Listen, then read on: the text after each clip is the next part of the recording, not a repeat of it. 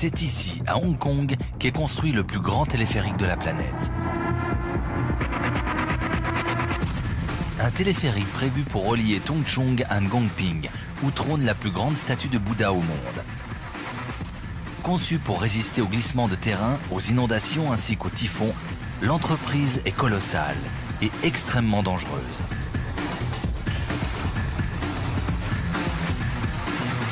Hélas, les travaux sont déjà en retard. La saison des pluies vient de débuter. Les ingénieurs suisses en charge du projet ne disposent que de 9 mois avant le Nouvel An chinois, date prévue pour l'inauguration.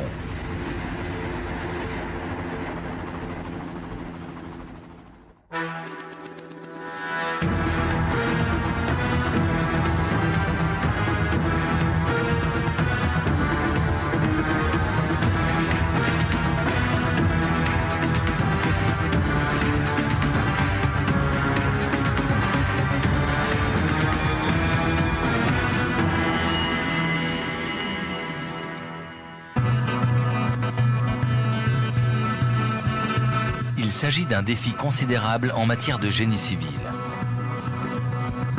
Pour faire en sorte que le téléphérique traverse plus de 5 km de montagne et survole une partie de la mer de Chine méridionale, région violemment balayée par le vent, un élément est indispensable.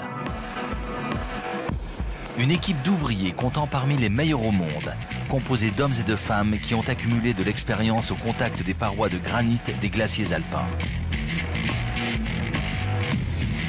Des hommes à l'image d'Eugène Manetsch, un conducteur de travaux d'origine suisse aguerri par 30 ans d'expérience, au cours desquels il a participé à la construction des téléphériques les plus spectaculaires au monde. À la tête d'une équipe composée de 14 spécialistes, son rôle consiste à édifier 8 gigantesques pylônes supports et à les relier par d'imposants câbles d'acier. La vie de futurs milliers de passagers dépend de ses compétences. Archie Blair, un ingénieur irlandais, est responsable de la construction des terminaux ainsi que des profondes fondations en béton qui soutiendront les pylônes. Les hommes doivent non seulement s'adapter à la topographie difficilement accessible d'Hong Kong, mais également à sa géologie complexe. Si son chantier s'éternise, le reste de la construction s'en trouvera retardé. Inga Bageli, pilote d'hélicoptère, a gagné ses galons au sein de l'aviation canadienne avant de s'orienter dans le génie civil. En compagnie de Martin Nussli, son intrépide copilote, elle doit transporter d'énormes morceaux d'acier et les déposer dans les bras des équipes d'Eugène Manetsch et d'Archie Blair. La moindre erreur pourrait avoir des conséquences désastreuses. C'est la mission la plus difficile que les deux pilotes aient eu à réaliser. Seront-ils à la hauteur ?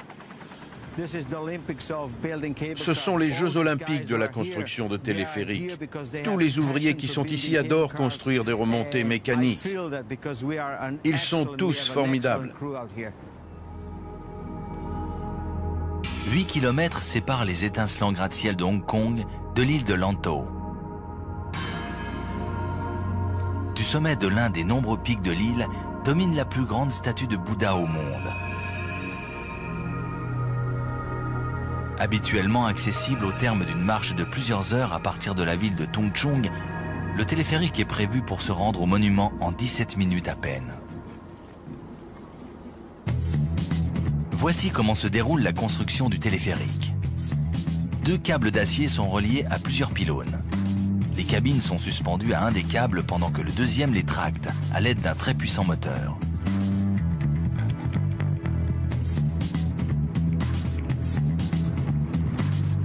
Le parcours du téléphérique débute à Tung Chung, la principale ville de l'île de Lantau. De là, les passagers pourront traverser la baie pour un détour par l'aéroport avant de débuter leur ascension en direction du Bouddha géant. Un moyen rapide et reposant. Mais au grand malheur des ingénieurs, la majeure partie de la ligne traverse un parc national. Dans le but de préserver l'environnement, les autorités ont exigé que soit limité au maximum le nombre de pylônes. Construire le moins de pylônes possible signifie que chacun d'entre eux devra supporter un poids très important. C'est la raison pour laquelle leur taille doit être imposante. La construction de 8 pylônes massifs n'est pas une mince affaire.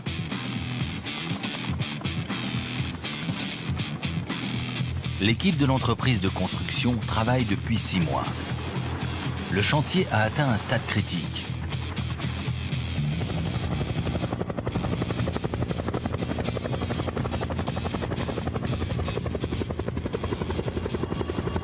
Les fondations en béton du plus gros des 8 pylônes ont été bâties. Il s'agit du pylône numéro 3, surnommé le Monstre. À plus de 300 mètres d'altitude, l'hélicoptère constitue le seul moyen capable de transporter du matériel sur le chantier.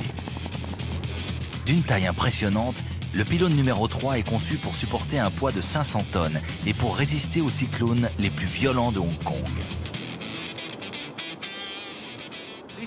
Chacun des côtés de ce pylône est conçu pour supporter le poids de 210 tonnes. C'est énorme, unique au monde. Ça n'a encore jamais été fait auparavant. Voilà pourquoi le pylône numéro 3 est si important et pourquoi il a été surnommé le Monstre.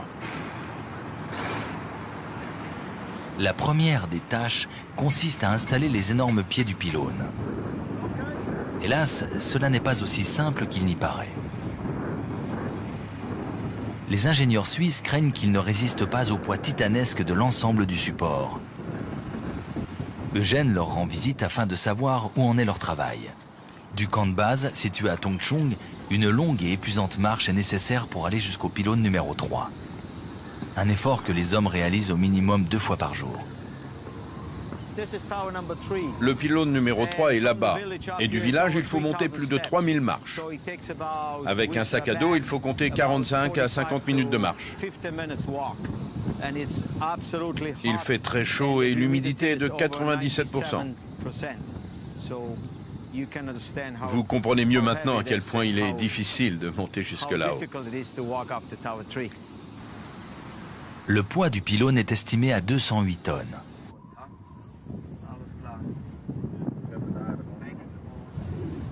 D'après les techniciens suisses, les pieds devraient être renforcés. Eugène Manetsch pense que la solution réside dans l'installation d'une grille supplémentaire composée de barres métalliques. Les gars ne sont pas satisfaits. Nous allons rajouter des barres d'armature entre les goujons. Cela retarde à nouveau les travaux. Une fois les barres installées, les pieds peuvent être mis en place.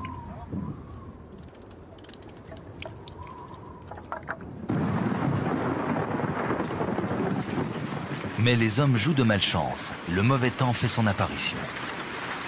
La météo imprévisible de Hong Kong constitue l'une des principales entraves à la construction du téléphérique.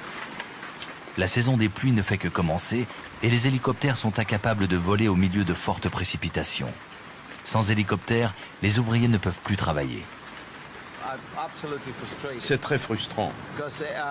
Ici, le temps change toutes les heures. Il y a de la pluie, du vent. Comme vous le voyez, ça bouleverse tout. Le téléphérique doit être inauguré dans moins de 8 mois, le 23 janvier, jour du Nouvel An chinois. Les ouvriers se retrouvent à présent engagés dans une course contre la montre. Pour l'entreprise pour laquelle travaille Eugène Manetsch, il s'agit de sa plus grosse commande. Hélas, les travaux semblent bien mal engagés. Eugène porte une très grande responsabilité. Dans la précipitation, les hommes doivent néanmoins veiller à ne pas lésiner sur la sécurité. Eugène a décidé d'organiser une réunion à ce sujet.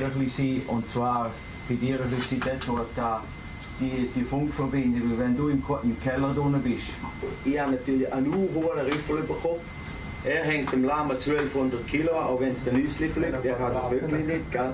Hey, bitte, wenn wir schon wagen und nicht sicher sind, tun sie, weil es kommt alles zu mir, gell?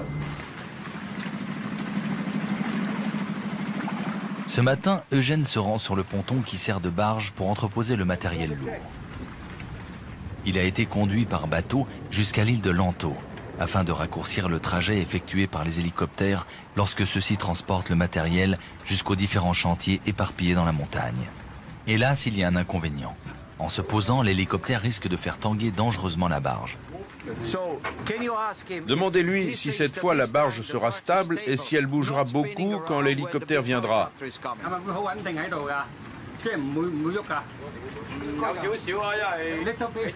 Elle bougera? Un tout petit peu. D'accord. Une grande partie du transport de matériaux est effectuée par une flotte d'hélicoptères Lama. des appareils légers et très maniables. Néanmoins, certains chargements sont extrêmement lourds. C'est pourquoi la société a fait venir spécialement d'Europe un hélicoptère Kamov. Ce puissant appareil d'origine russe est idéal pour le levage de charges lourdes.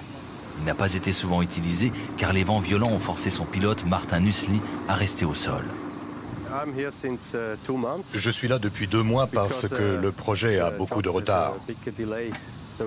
Au départ, il était prévu d'utiliser le Kamov pendant le mois d'avril, mais nous avons eu des soucis concernant les autorisations.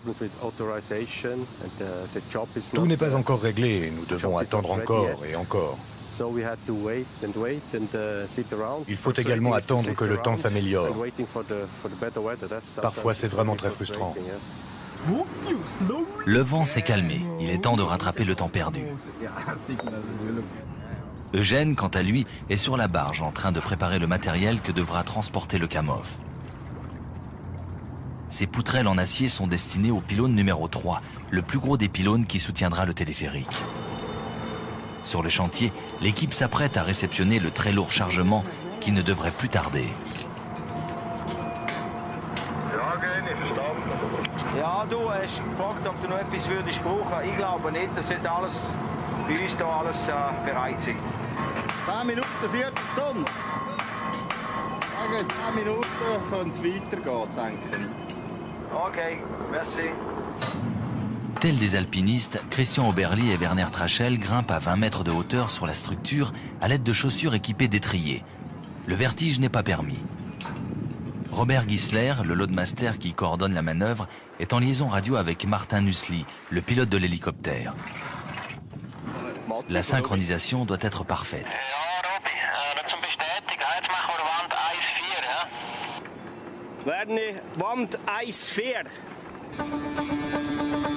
La mission peut débuter. L'hélicoptère Kamov commence son ascension. La société a fait venir ce puissant appareil directement de Suisse pour participer à la réalisation du projet.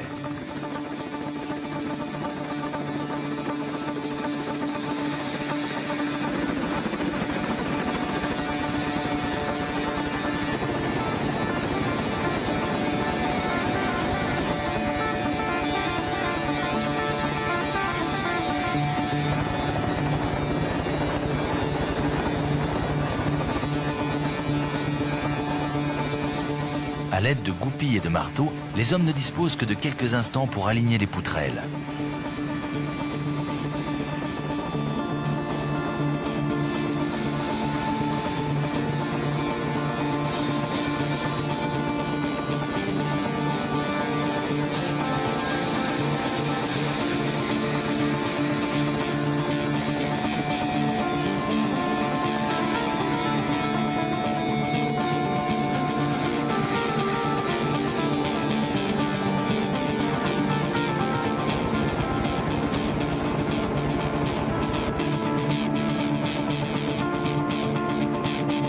C'est un véritable numéro d'équilibriste. Werner Trachel fait preuve d'une grande concentration. Une seule seconde d'inattention pourrait lui coûter la main, voire pire. Il y a un peu de vent, c'est assez gênant. À part ça, c'est facile. L'installation d'un des pieds de la tour est pratiquement terminée. Werner et Christian ne doivent pas ralentir pour autant, car le vent redouble de force et rend le travail plus dangereux. C'est un véritable travail d'équipe.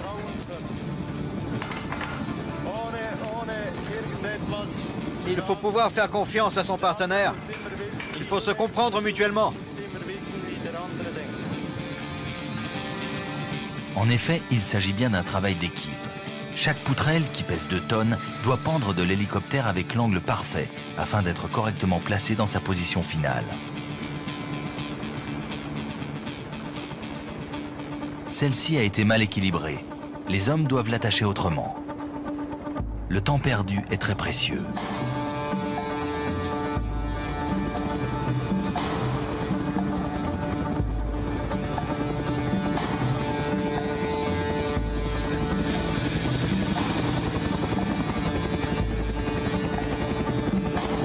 Au bout d'1 heure de travail minutieux, le vent, ennemi tant redouté, vient rendre la tâche encore plus dangereuse. Ça devient de plus en plus dangereux à cause du vent. Les pièces ont une prise au vent et elles se balancent dans l'air.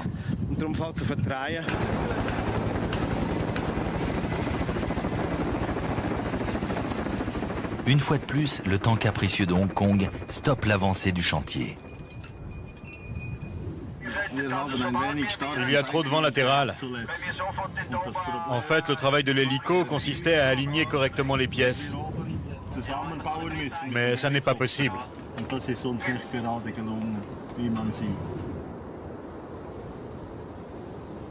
Malgré le vent, les hommes ont réussi à monter la moitié du pylône numéro 3.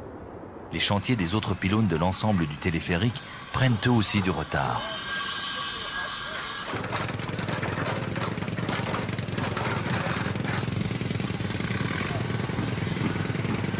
Archie Blair est responsable de l'avancée des travaux. Ce que nous faisons est très important. Nous avons eu des soucis de conception ainsi que des problèmes de météo. Ces deux éléments risquent d'avoir un impact sur la date de livraison du projet. Archie Blair se rend sur le chantier du pylône numéro 7, le plus problématique de tous. Lorsque les travaux de fondation ont débuté, une importante ligne de faille a été découverte. Nous avons dû redessiner les fondations.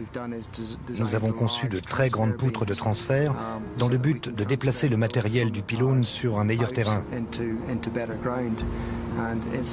Ensuite, sur ce terrain, nous avons enfoncé des pieux. Et grâce aux poutres de transfert, nous avons mis le matériel à l'intérieur des pieux. Mais cela va prendre du temps. Eugène ne peut construire le pylône tant que les fondations ne sont pas terminées. Celles-ci sont bien plus compliquées que les fondations initiales.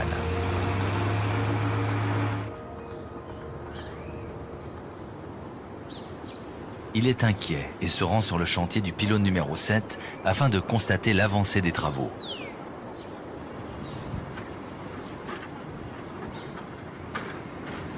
Tout comme les autres chantiers du téléphérique, celui-ci n'est accessible qu'au terme d'une longue marche.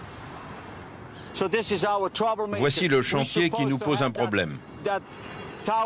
On devait nous livrer ce pylône début janvier.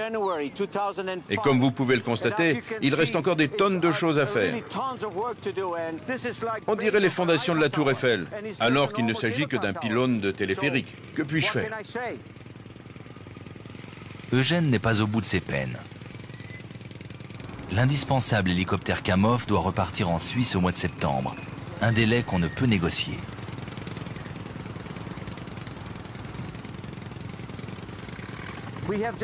Nous allons devoir attendre et espérer que la météo soit clémente. Si les fondations ne sont pas terminées le 20 septembre, alors nous serons dans la panade, car le Kamov ne peut pas rester. On a énormément besoin de lui en Suisse. Comme vous le voyez, la situation est extrêmement critique. Néanmoins, une alternative existe et face au manque de temps, un seul choix s'impose. Au lieu de transporter les poutrelles par hélicoptère, une grue à flèche unique sera utilisée pour hisser le matériel jusqu'au pylône le plus accessible. C'est lent, mais simple et efficace.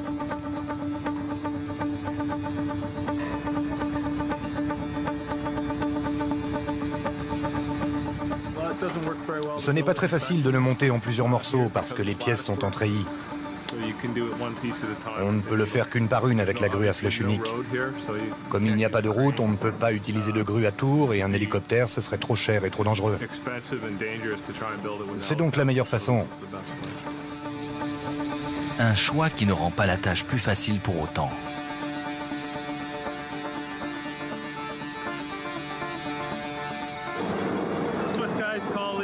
Les Suisses appellent ça Steigeisen.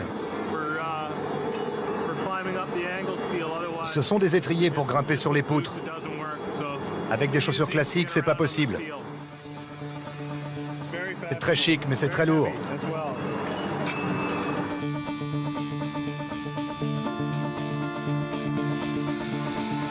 Hélas, il y a un problème. Les éclisses situées aux extrémités de l'une des poutrelles ont un défaut.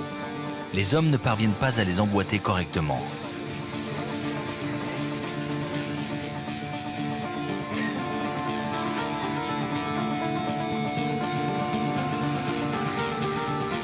n'y a qu'une chose à faire, la redéposer. Après avoir consulté les plans plus en détail, le problème est identifié.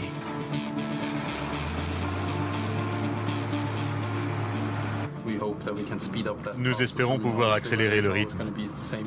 La météo demeure un gros inconvénient, comme vous le savez.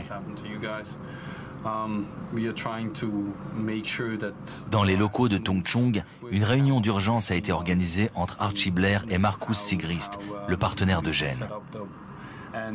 Les travaux de fondation ont pris plus de temps que prévu. Il faut absolument trouver une solution au problème. Nous avions préalablement estimé le temps que nous perdrions à cause de la mauvaise météo. Mais il semblerait que nous ayons été trop optimistes. C'est probablement dû au mauvais temps exceptionnel de cette année qui s'est avéré plus rigoureuse que les 2 années précédentes. Le téléphérique de Tung Chung est le téléphérique le plus problématique que l'entreprise ait jamais eu à construire. À plus de 9500 km de là, le téléphérique construit dans les Dolomites italiennes a été inauguré en 2003. Il ressemble au modèle construit en Asie.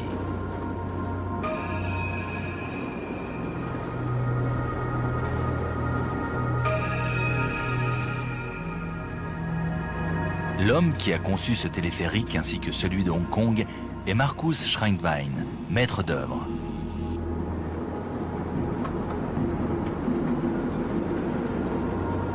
Il a tenté d'adapter le téléphérique traditionnel alpin aux particularités du climat subtropical d'Hong Kong.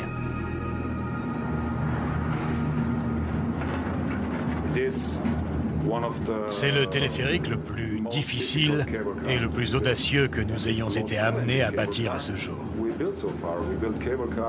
Nous avons déjà construit des téléphériques sur des glaciers, mais celui de Hong Kong constitue un véritable défi technique.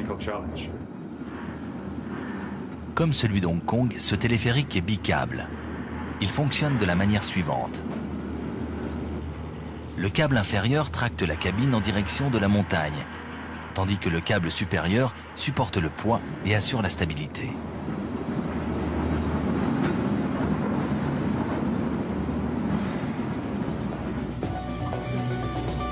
Trois ans ont été nécessaires aux concepteurs et ingénieurs suisses pour développer le téléphérique de Tung Chung. Si la conception du système a été réalisée en Suisse, il en va de même concernant la construction de la plupart des composants, expédiés par la suite jusqu'à Hong Kong par bateau.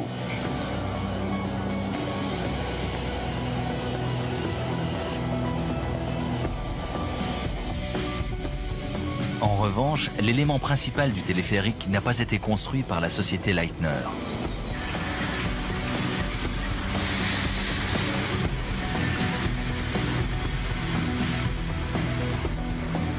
Les énormes câbles d'acier qui vont soutenir les cabines ont été fabriqués par une autre entreprise suisse qui a remporté l'appel d'offres.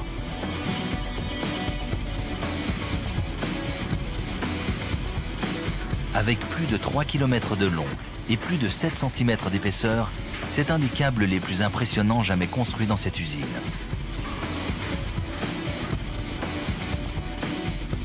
Il représente l'unique filet de sécurité du téléphérique de Tung Chung. Soumis à des tests d'une grande rigueur, il est capable de supporter un poids de plus de 600 tonnes. La vie de 3500 passagers par heure dépend de sa robustesse. Aujourd'hui, les 120 tonnes de câbles vont être chargées sur la remorque de ce camion.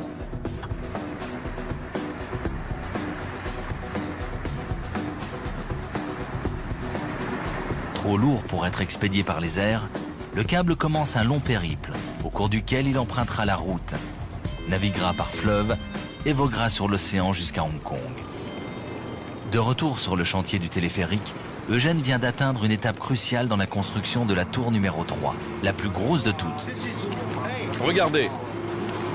1, 2, 3. Ici, ça fait 1. 1, 2, 3, pas l'ensemble. Vous comprenez? C'est mauvais.